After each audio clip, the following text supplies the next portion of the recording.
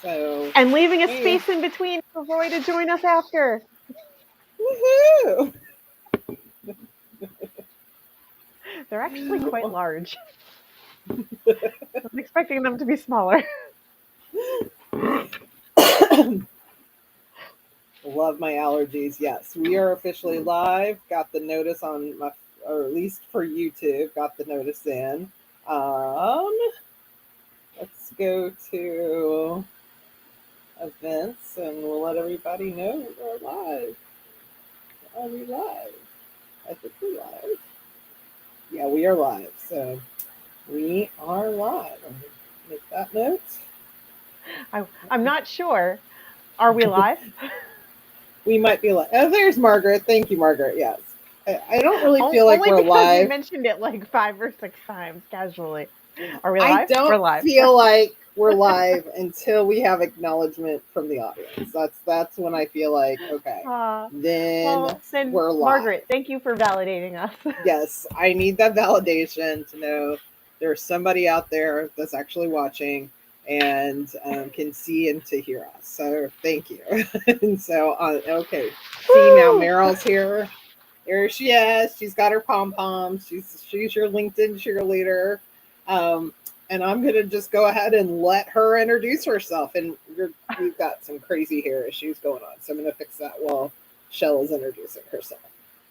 Okay, well, I'm not so concerned with crazy hair because I've got that too. But hey, everyone, I'm Shell, your LinkedIn cheerleader, with my new pom poms today, and I'm getting used to them because they're quite large. I as your LinkedIn cheerleader, I am here to help you engage more effectively on the platform. So I used to say I help people engage better on the platform, and this week I've been diving a little bit more into that to like talk about what that actually means. So again, what that actually means is helping you engage more effectively.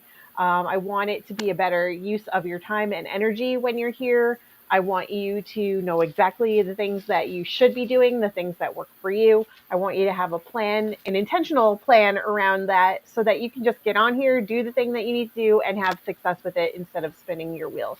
And as your LinkedIn cheerleader, I get really excited to encourage you to keep showing up and doing those things once you have that plan in motion. So that's what I'm here to do as your LinkedIn cheerleader. Mel, what are you here to do? I am here to teach you how to use this platform in a way that you can be found, seen, and heard. So I see too many professionals. I was one of them that don't know what to do on this platform, feel that this platform gets a little overwhelming, and or has so much advice coming in. And obviously we're giving advice too, but I'm going to tell you the biggest difference is we ultimately want you to find what works for you and to that adapt that to your style. That's ultimately what we want, because how everybody does it, there's some hard and fast rules, maybe, that there could be some hard and fast rules. We have to think about which ones those are, but how you show up on this platform. But it's really, to me, this platform is a game changer because it's like no other social media platform that's out there.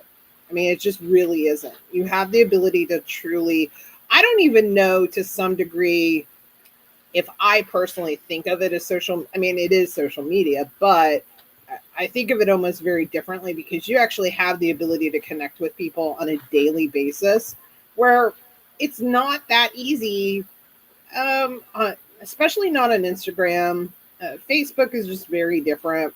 TikTok is a little bit, I would say, TikTok, you can, if you really focus on it, start having conversations on TikTok with people. But again, you here have an opportunity to actually showcase yourself and achieve your goals. So that's ultimately what I want, anybody watching today or anybody watching on the replay.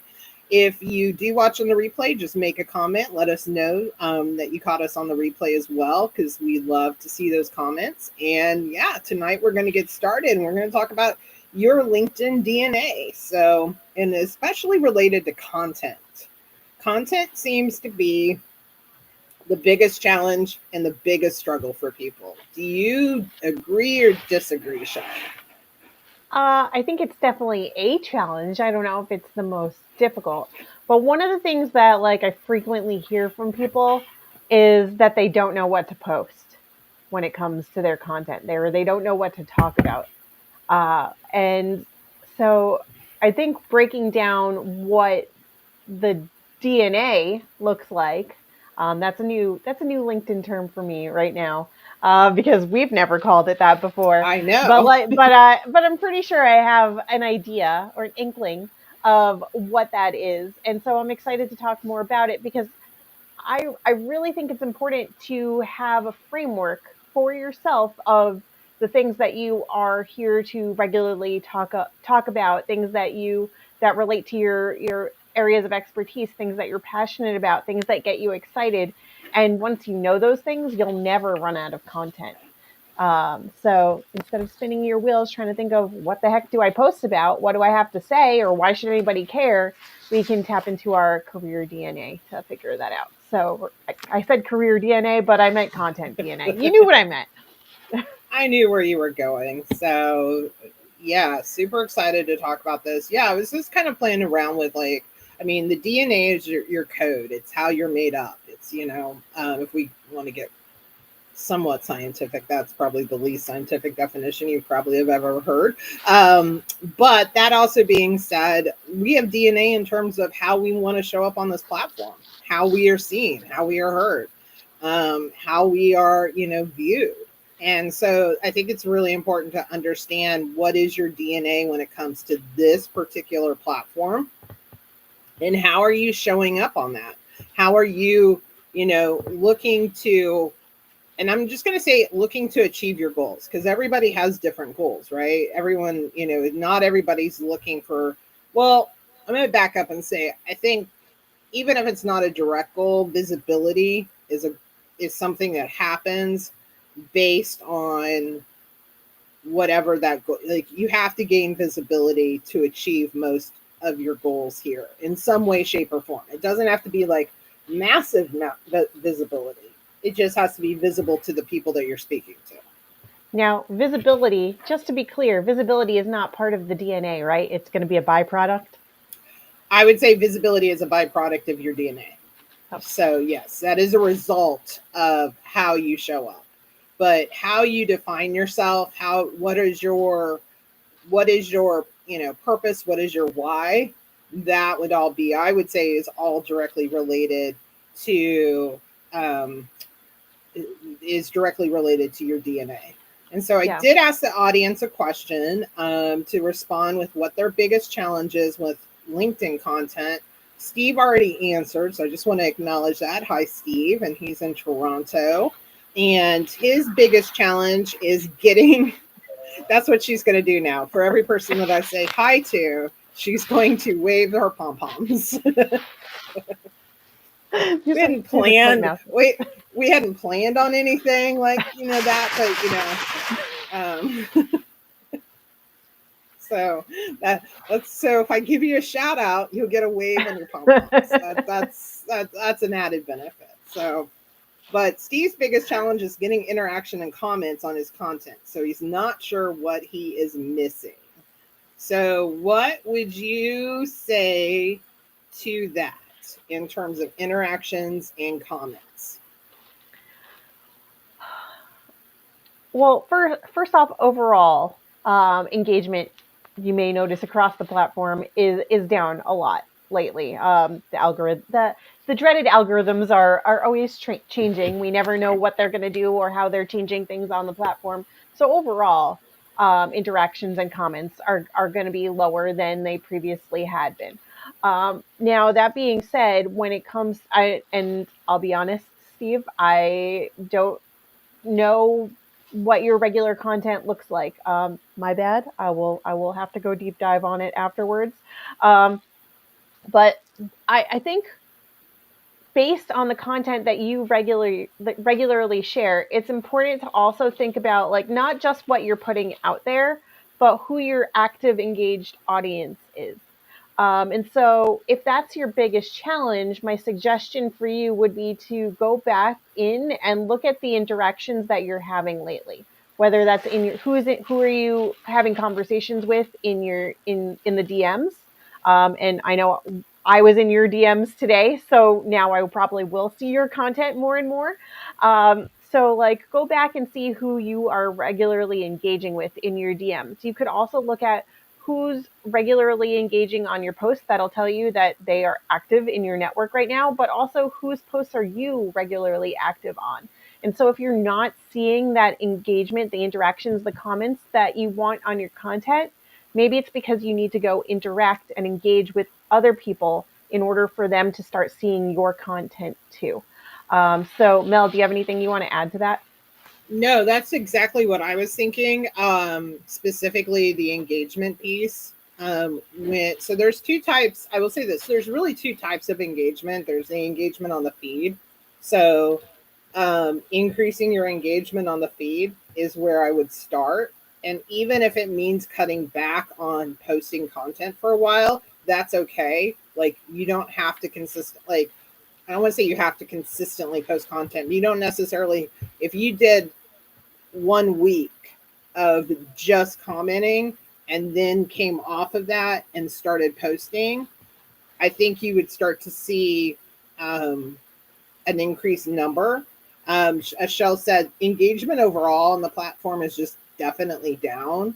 So I think it's one of the things too of like, and then look at, and I have to go, like Shell said, I'd have to go back to your content. I would have to say, make sure you are always asking a question of some sort to engage your audience with. That's something I was really kind of, I try to be pretty good about it now, but I was bad about it for a long time. I would be like, oh yeah, I forgot to ask a question. So give them something, a reason to engage with. And then I would just look at, I think there's also a DNA to the content structure of, read the readability of post, and, how it's formatted and how it's laid out, but also how often you're posting. I think that's another, we know that content is lasting longer on this platform than other platforms. So again, not necessarily the need to post every single day, but being able to, be able to stretch that out. Our hashtags, people are still using hashtags. I did have a tip that I came across that I hadn't even shared it with Shell yet. Somebody gave the suggestion because Shell and I have the opinion that pretty much hashtags are dead on this platform. Even if you use them, you can't really search for them. Like they're not. But here's an interesting thing. You actually can search on them on Google. So Okay. this was the So they're tip. SEO friendly.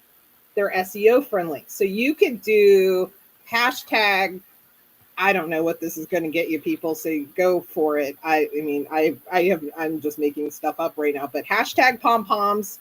So quotes, hashtag pom poms and LinkedIn. And it should give you, I don't know if anybody's used the hashtag pom pom, so I can't promise you that that will result in anything. But I can tell you hashtag careers and LinkedIn. Now, just like hashtags performed previously on LinkedIn, careers is huge. So it's going to probably be a lot of stuff, but they are apparently SEO friendly. So that was a little interesting tip that I picked up. I don't know I don't even really remember who to credit that for. I was just doing some perusing on my feed, came across that and thought it was very interesting, and I played around with it. And yeah, I definitely, again, you can't filter it. You can't there's some limitations to that. But to your point, Steve, about you try to post public speaking tips and things that would help those who are looking to improve public speaking. Maybe that's something you try to see new people to engage with. I would also add to what Shell said as well is that DMs are something we've been made to hate DMs because we associate it with being, slimy and salesy and spammy. But DMs actually are very good to create conversations.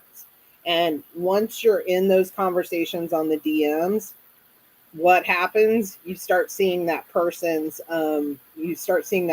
content because you're engaging with that person. So it really is a good place to have authentic conversations. So I just want to give a shout out to, I'm going to give another shout out, Shell. Get ready. Americo is welcome, Americo. Thanks for joining us. Thanks for joining us. See, that's our new thing. It's never going to get old, folks. Jay said that I should also. As Mr. Simpson. I know. Jay did say that I should have pom poms. There's no way in hell that I can have pom poms, not with this cat. Okay. He would be finding them and playing with them at like 3 o'clock in the morning. We already have sleep issues in this family. I cannot have pom poms. So awesome. I mean, this is the cat that has recently found the dryer balls, and he's the only cat that actually plays with the ball and chases it through the house. So there goes that dryer ball. So are my life problems. But I want to ask you another question. And I don't know if this is kind of a little bit of a harder question. What do you feel like are some common misconceptions about LinkedIn content? Like in terms of creating the content, or that? That's a good one. I can just dive in there. You've given me enough. Yeah. Okay. Common misconceptions. Let's go. So you have to post every single day. You do not. That's folks. a good one. You do not. I'm gonna try to bust these myths as I give you them. You do not need to post every single day. Find the cadence and schedule that works for you. I absolutely do not post every single day.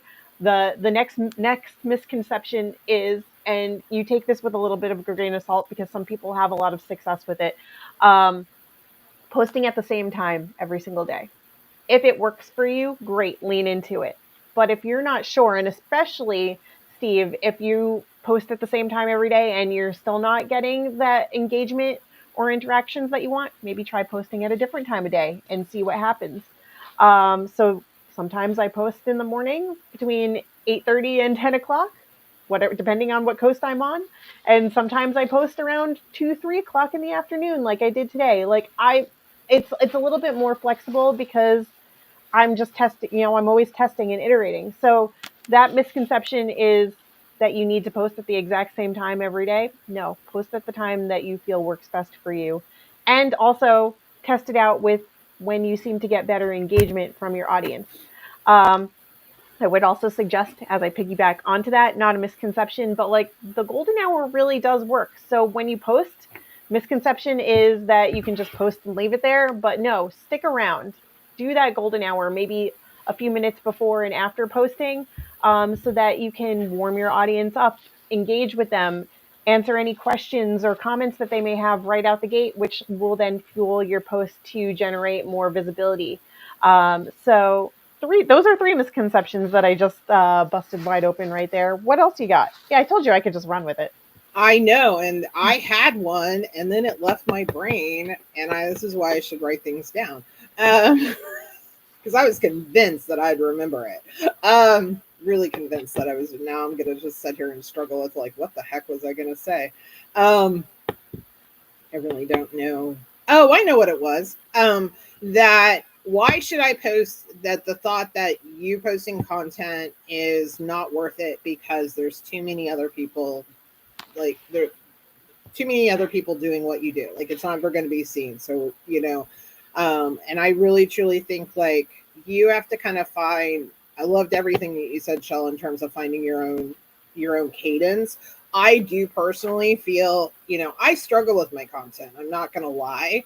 Where I have more success and I have a lot of greater success is with engagement, but that engagement does bring people to my content. I have started to see a little uptick in terms of my content. So I am proud to say that. But I think that, for me, I have personally found 9:30 is my sweet spot.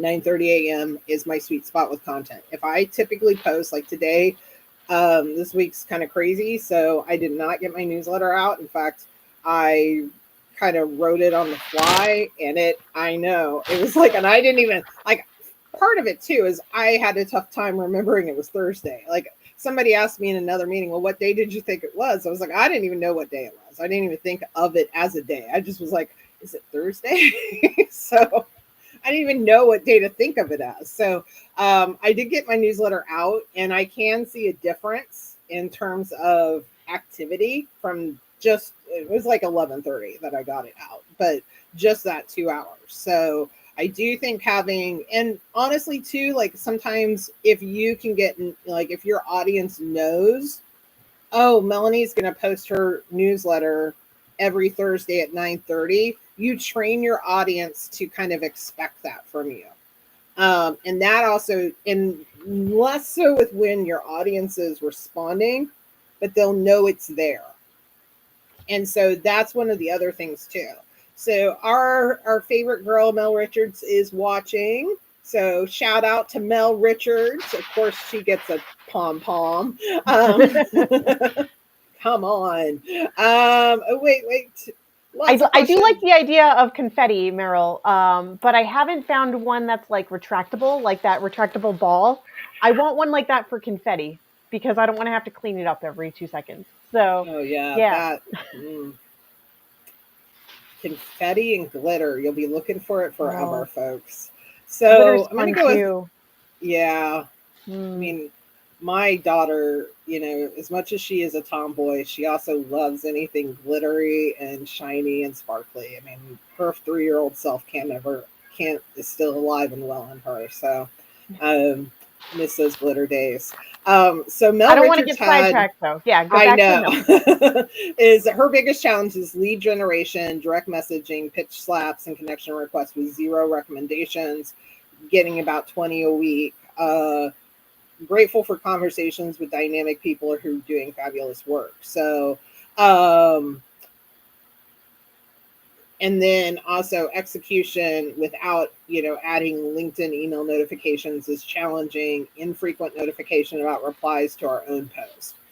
So I'm going to respond to that last one first, then come up to her first question. So one of the things that I would say is helpful with that is I have seen recently a massive delay in notifications, like typically 24 to 48 hours delay in notifications. Like I'm not getting, even with newsletters, for example, I don't get the TLB newsletter until so we usually put it out on Wednesday or Thursday.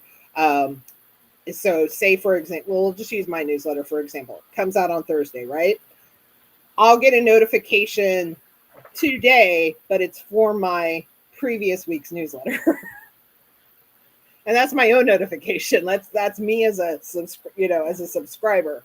So, and I'm seeing, Or I'll get a notification that somebody has messaged me back, but I'll get it like 8 hours from now after I've already right. had a whole conversation with them.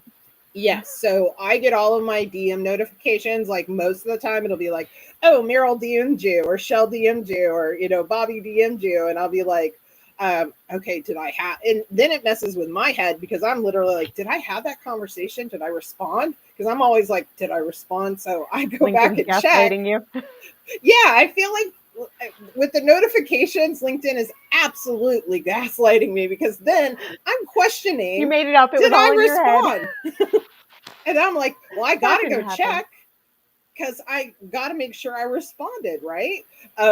So notifications are one of those things that I think are just a little bit out of our control. But I will say this, if you're responding to a person, you comment on their post, tag them in the comments. That will help with notifications. You're still probably, right now, the system is just, I don't know, it's just all out of whack. But that can help with at least live notifications that happen in your feed. And to going back to lead generation and developing those conversations, what do you feel? I'm going to go to you first, and then I'll share with what I've kind of done to kind of, because I personally don't get a lot a lot of spam. I'm not saying I don't get some, but I don't get a lot of spam. But there's things that I feel like I've done that maybe help with that. Yeah. Mel and I have talked about this before, so I'll just try to reiterate. There's two things that I do, and I think most of you guys know this. The Because I used to get a lot more pitch slaps and connection requests. Um, let me clarify. Connection requests with no note. I get a lot of in mail pitch slaps, and then I get a lot of connection requests still with no note, and I kind of handle them in a similar way. The pitch slaps, if they've immediately like gone into selling me something, unless there's something that I immediately see when I poke around really quick on their profile that I can help them with, block and bless. I usually decline without a message. I move them over to other, or I like completely block them and report them for the spam that it is.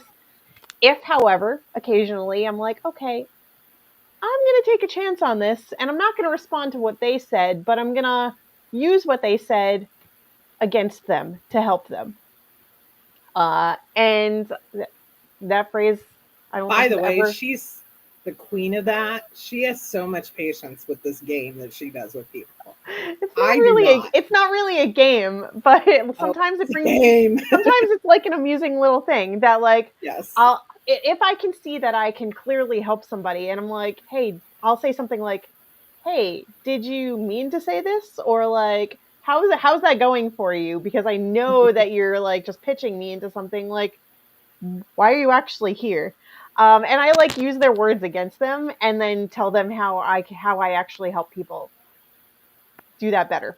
And sometimes it works in my favor, and sometimes it doesn't. But like if I have that bandwidth to play around and like have that conversation, I'm here for it. But the majority of the time, I'm declining without a message or blocking and blessing completely. Clear that out of your energy field, Mel. We've talked about that before.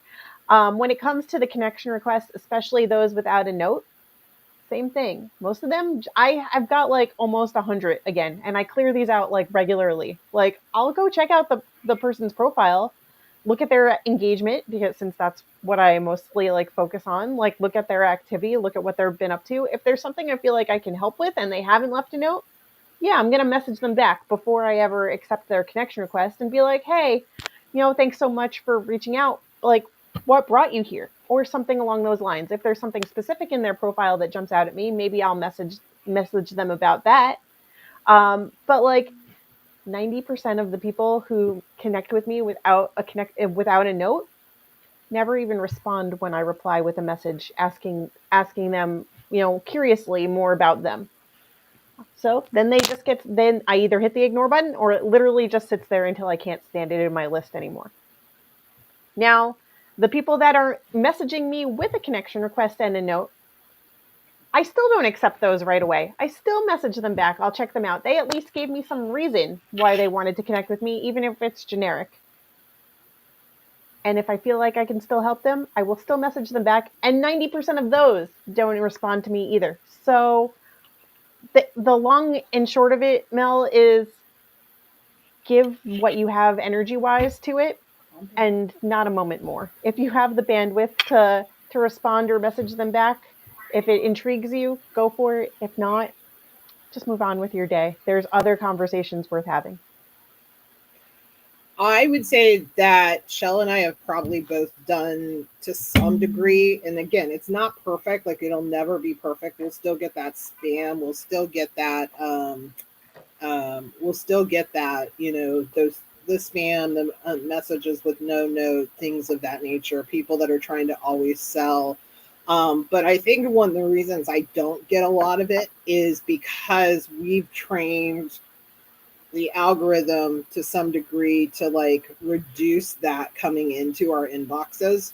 And by that I mean where we block a lot of like I will if it is a spammy type of message, I will block that message. Now, right now there is something happening in the career space.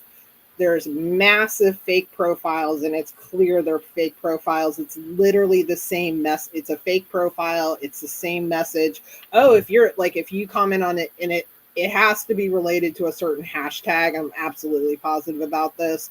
Like, I know the open to work hashtag caused a lot of spam to happen, where they're commenting on your, they'll comment on something you say, or on a, LinkedIn news article or something, and then they'll be like, oh, if you're having trouble finding a job, email blah, and it's literally the same message. So I know it's coming. I mean, I've seen it like 5 times. So that's a new thing that's happening. And I'm literally blocking. I report it as spam. I take that, I take that time to do that. So I think that is one of the things that, as these things pop up, sometimes they do increase. But that also being said, I still don't get a lot of spam, because in my inbox, I almost like, if it is anything, and I'm literally like, nope, not going to be it. The other thing is, I'm very looking, and this kind of goes back to the DMs, where people can engage on the DMs, is I'm pretty consistent with messaging people every day with like, hey, I saw that you checked out my profile. Not everybody, again, responds. But what I've also been doing is looking back to see people that have connected with me. And I will send them a little like, hey, thanks. And this is something you could do, Mel, as well, is like, hey, thanks for connecting with me. I truly appreciate it. Hey, I have this event coming up. I'd love to invite you. No pressure, but it's a way to get. And so we're going to talk about talking about lead engagement. I do that with all of my events. So of course I do multiple live, whether it's a live event for this or a social audio on Clubhouse. So if it's a career, if it was a career message that the reason I connected with him, I'll give them career coaches on call, or I'll give them LinkedIn 101. I may give, if it's a person that I think is a potential, like, interested in thought leadership branding club, I'll give them the TLB LinkedIn Mastery one and say, hey, I'd love for you to come and check me out and get a chance to know me. So it's a way to take those connections that maybe, and for your point too, Shal, for those people that don't respond to that message, hey, thanks so much for connecting. Love to invite you to my week's event. And, and again, you're telling the algorithm, these are the people that I want in this space. And it's, and it starts to recognize that. So I really, and it hasn't always been this way. I mean, a lot of times there's so much spam, and like the inbox was like, what am I doing? But once you start to really, really tell the platform, this is my audience, then it starts to recognize. It does take time though. And, and again, it's never going to be perfect. So, yeah. And Mel's got a whole Lint tracker. So she's the Lint means LinkedIn networking tracker. So like she's already got this down. And yeah, like there's always ways we can improve and do things better. But Mel's a wizard at like keeping track of who's checking out her profile and where she saw people and what events they interacted at. And so I love that now we're finding ways to refine, like, okay, what are the energies here? Like, do I want these people in my space, or am I going to allow these people into my space, and how do I curate that to get rid of them? Absolutely. Well, I want to keep on. We want to keep on trucking in. We're just using all sorts of analogies and stuff Trucking. today. I don't know where that came from. But, I'm from. I don't know. It was like, I'm from Missouri. Like, what? Truth, I've lived in Maryland for 25 years, so almost half my life, but it's fine. And so I want to ask you a question, Shel, because I feel like this is something you're really good at, especially with helping people in terms of content-based, focusing on content. How can someone find their unique content style?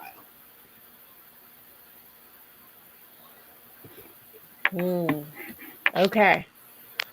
Well, I think this evolves over time, because you've got and if you're somebody who like follows a lot of LinkedIn creators, you probably see the masses of people, saying like you should style your content like this and format it like this, and do a video post or do a poll post or do a carousel, or the one that is your style, is the one that you feel good doing, and two, that your audience appreciates. So it's a combination of both of those things. You do not need to do every single type of content. I play around with this, and when I work with clients, like, we play around. I don't help create the content, but we play around with, all right, which style is our audience resonating? Is your audience resonating with the most? Which ones are getting the most relevant likes and comments, that would be within your wheelhouse, or like worth talking to these people more. Um, I've played around with everything from long form video, obviously lives, like the ones that we're doing here, short form, those vertical videos, which I've been trying to be more diligent about putting out there more and more. But it's not always something that I gravitate towards, even though people tell me I do it really well. Um, that doesn't mean I like doing it. So it's not going to necessarily be my go-to style all the time. I'm not crazy about carousel posts, so I don't really do them. They take a lot of energy and effort for me to create because I get overly designy and perfectionist. So I just kind of stay away from them. Occasionally you'll see me put like a selfie pic in there because usually it's related to the thing that I'm talking about. So I want people to see me cheering other people on in real time or getting excited to go do the thing. Polls, I've been leaning into those a little bit more. Steve and a few others here know that I followed up on last week's poll interactions today because that poll came to an end. So like that's easy engagement, folks. Like, right there, like, who was interested in checking it out and supporting you or participating in that poll. Easy conversation to go have. And so, like, if you can make that content work for you, great. Um, Sometimes I just do text posts like the ones I do today. Or another one that really works for me, and I think that is more my style when it gets stuck in my head, is song lyrics. You may not always know or recognize the song that is the tune that's in my head, but like, if you start reading it, once you know the tune, it'll be stuck in your head too. So I do occasionally put out a post that is like rebranded based on the words that I want to say, but like with a song in mind. The most recent one being R. Kelly's "I Believe I Can Fly" that I put out there. And I know R. Kelly is still canceled, so I had some reservations about sharing it. But Mel Richards encouraged me to trust my gut and the original intention behind that post, so I did leave it up. But yeah, like, going back to your question, how do you find your content style? Test. Lean into what feels good for you, but then also test to see what your audience resonates with. My audience seems to resonate with the lyrics or the more sing-songy, like, encouragement posts. My audience seems to resonate with like telling my personal transformation stories or sharing client wins. So you're going to see more of that from me. Maybe I change the format of that from time to time in a video or just like a storytelling post, but yeah, find what works for you and what suits your audience. So a couple of things. Yes, there is a song by Eddie Kendricks, "Keep on Truckin'." I was actually thinking more Grateful Dead, "Truckin'," but I was raised by hippies, so that's a whole other issue and conversation. So, um, and on that note, I would also say I added a question. I'd love for everybody that's watching, even if you don't have issues with your content, how would you describe your personality in 3 words? Because I think if you can lean into some of your own personality traits, then that allows you to start defining what, like, your personality via your content. Because oftentimes I think, to Shell's point, we're given all these parameters like, oh, you should do a carousel post. Truth, they are time consuming to create. They're just time consuming to create. I mean, they really are. And, and I can't use the same, like, I have to have it in individual slides basically for Instagram. So I can't just take the PDF and put, like it's just time consuming. So I love a good poll, but my audience seems to respond to those polls. To Shell's point, following up on the polls. If we're going to do a poll, you don't have to follow up with everybody. Sometimes my polls have an extreme amount of people that have voted. And so I don't have that time. I haven't been as good lately following up with them. And then, again, I do my newsletter and I'm very committed to that. And I think that's one of the things too of like, that's how I communicate with my audience. And so that, in developing that. And I think you have to kind of be able to find what works with you and how that works for you. So I think that's one of the things. The other thing that I would say is, what content do you enjoy consuming? So do you enjoy data-driven type of posts? Like, do you enjoy storytelling? Do you enjoy more visual graphic type of post? Things of that nature.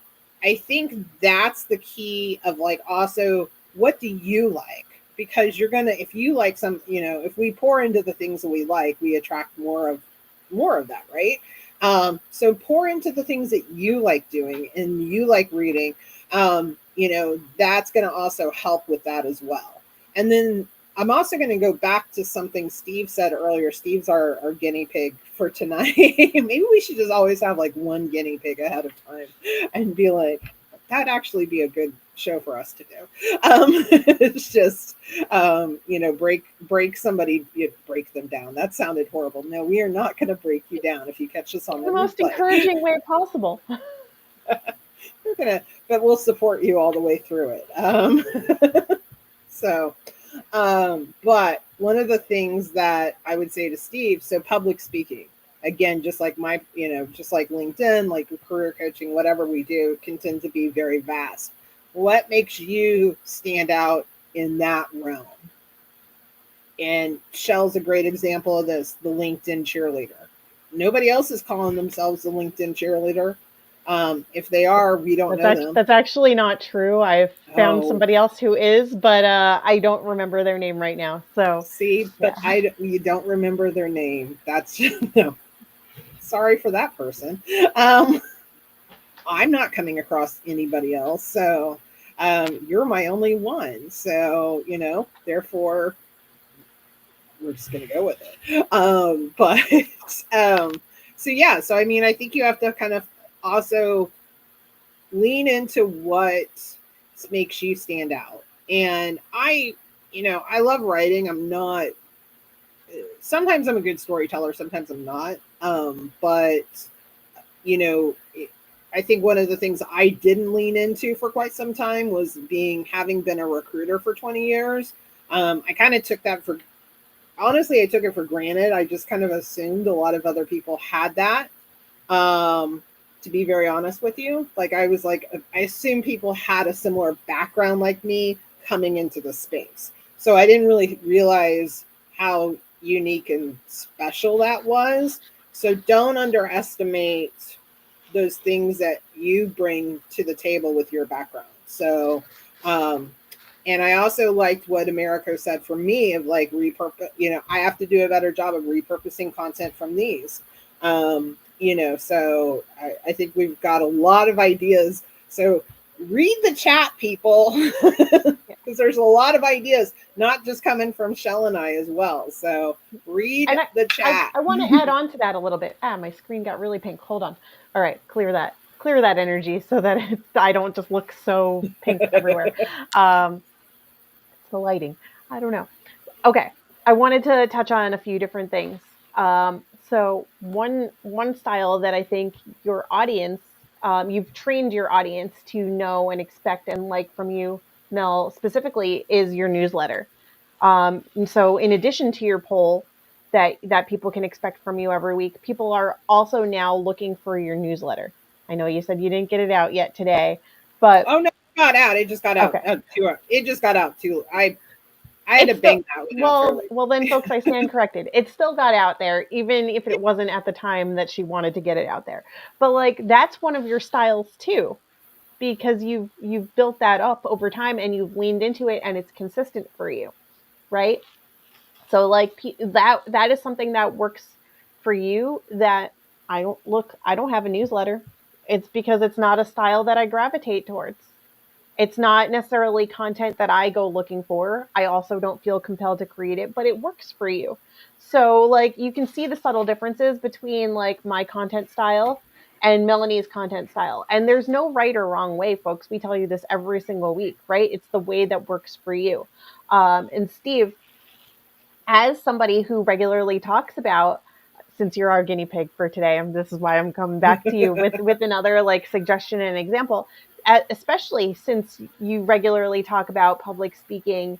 I think it is really important for you to occasionally be on video. People can hear your public speaking and like see that you're the expert in that, and build up that like, know, and trust as somebody that they can also learn from, respect, and interact with. And I did take a quick look at your activity while we were chatting back and forth here. And your videos do seem to get more interaction than some of your other post styles. So that should really tell you something, that even if it's not getting the amount of visibility and interactions that you would want, it's still doing better than some of the other stuff. And so maybe lean into that a little bit more and develop that more, again, especially as somebody who regularly talks about public speaking. Like, people are going to want to hear you, people are going to want to see you. So lean into that to build your credibility. I think I had something else I wanted to say, but I've lost that thought now. But thank you, Mel, for supporting me with the pom poms. And thank you also, Jay, for suggesting that I get them last week, because I immediately went on Amazon afterwards. Not that I really want to support Big Daddy Bezos anymore, but like, it's the easiest place to get them. And I went out and I looked to see what I could get. So yeah, I love that suggestion, and I'm surprised it took me that long to have them, especially since I am the LinkedIn cheerleader. You know what? Sometimes we just have to do what we got to do. Um, You had so, one other. I do want to go back to something that you put in the chat earlier, Mel. Um, you had another question. I got to scroll back way down for this. You had another audience question in there that said, do you struggle more with the ideas or with the execution? So I want to touch on that a little bit, since I don't think we were like really, yeah. we covered like some of the execution part of it and the styles, but we didn't really differentiate between the two. So let's talk about the like coming up with the ideas a little bit. Do you want to go first on that, or you want me to dive in there? Yeah. I think your ideas come from all different sources. So not this last week, but the week before, I did a whole play on Law and Order for my career coaches on call room. That was the post that I created that, literally was like, I forget how it started, but it was like dun dun dun. I love Law and Order. I've literally seen, outside of this season, I've literally seen probably I'm sure I've seen every episode outside of this season. I've been bad about this season. So I love Law and Order. And it's actually the show that I leave on for Simpson when I leave the house. He doesn't get Animal Planet, folks. He gets Law and Order, okay? His two favorite shows are anything on Food Network or Law and Order. So don't know why, but those are what it keeps him entertained. So, but, and, picking the topics that I kind of want to talk about in that moment of literally like what I feel like is pressing.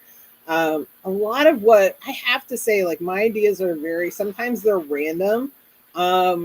Truthfully, I did a post the other day and I banged that puppy out and like nobody's business. I had a friend who was commented on the frustration of being rejected for interviews after going on interviews, or just the overall just the rejection piece of interviewing and struggling with interviewing and things like that, and asked about asked about some, how to keep your mindset or resilience. And I'm not a mindset coach. I always preface this, but I am a big believer in building a resilient mindset. It's something I've had to do since 2017, when I went through my own career journey and hit rock bottom. And so I created just a one sheet document really quickly, and I made a post about it. And I commented on her post. I gave it to her.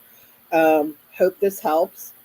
Something little. I don't think it's going to change her and rock her world per se. But then I flipped it over and said, okay, I wasn't going to post any content. It was on Wednesday. I wasn't going to post anything that day, to be honest with you. I stopped what I was doing, and I created this one page document and put little brains on it. Like, they're cute. It sounds creepy, but they're cute. But yeah, I just created it with six areas, and I banged it out and put it up there. And then I said, hey, this was inspiration from Clarine. And, something she was struggling with. So I thought others might be able to appreciate it as well. So, a lot of times my content will come just through what I'm doing in the moment. I try to batch my content. I'm not always great about it. But one thing, like even America said, like, I could get better about using my Opus clips and taking clips from here and repurposing this, which is something I do want to do. And I do think I could get better at that. So, yeah, but I mean, it comes from all different, on the weekend of International Women's Day, I have a picture. This is the picture that I have on my desk. It's my mom, myself, and my grandma. I don't know what year it is, but I had to be like 5, maybe 4 or 5. No, I had to be 3 or 4. I was a very tall child. I was an abnormally tall 3 and 4-year-old. But I dedicated it to them, the women that made me. So those are, so that's where things just come from. A lot of it, things are spur of the moment outside of my content posting for events. Anything else is really spur of the moment. I can appreciate that. I want to tie it back to today's topic of content DNA. Because if you think about like the core pillars of things that you regularly talk about here on the platform, first off, when we talk about this from week to week, please know your why, and your intention of why, and your goals of why you're on the platform first, because that's really gonna inform what your content DNA is going to look like. It's gonna help you figure out what your pillars should be. And if you're thinking about what the pillars should be or ought to be, think about like what's the thing that I'm most passionate about? What is like my area of expertise that I really want people to know about? And what is something that interests me that I want to talk more about?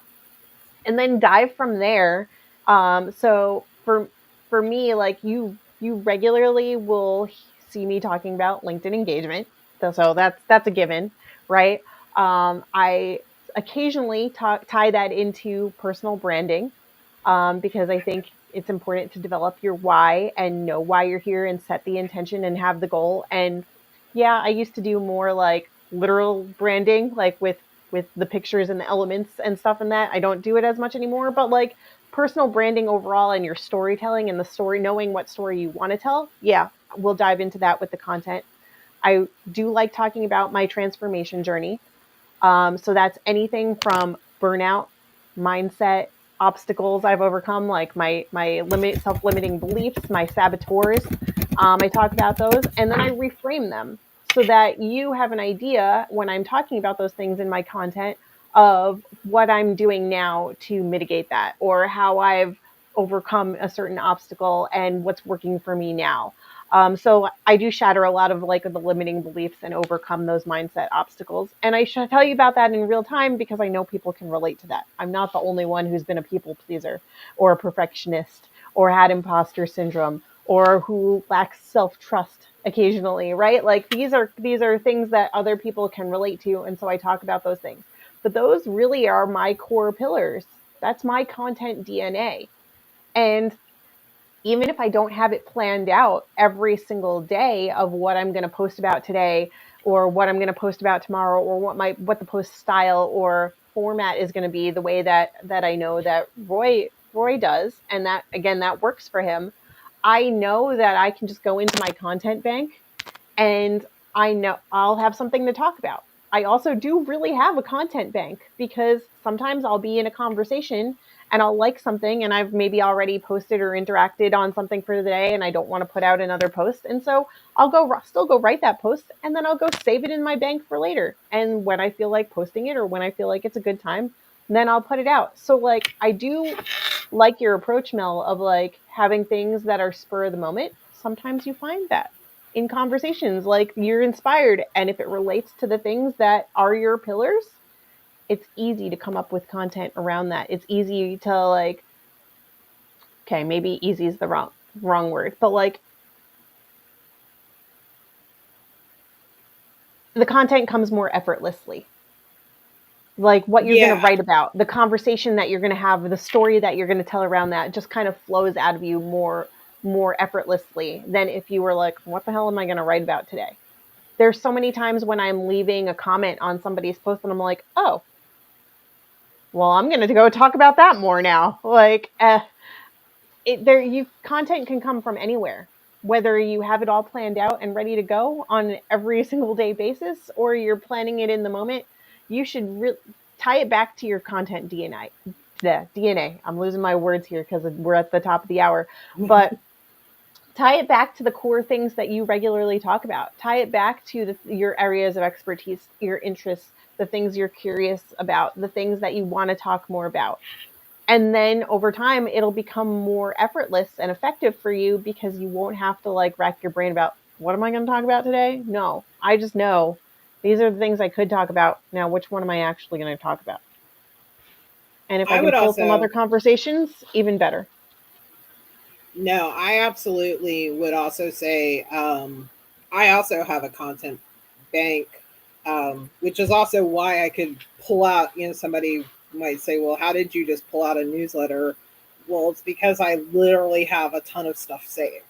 And I just kind of go through, and honestly, it's like, I'm really committed to. So, like for example, Wednesday, I wasn't going to post on Wednesday. I really wasn't. I mean, and I'm perfectly fine with that. Like, I'm literally like, yeah, I don't feel any pressure to post on it, anything like that. But that moment happened, and I was like, oh, this is something I should be giving to everybody, and I want to share that. So that's what I did.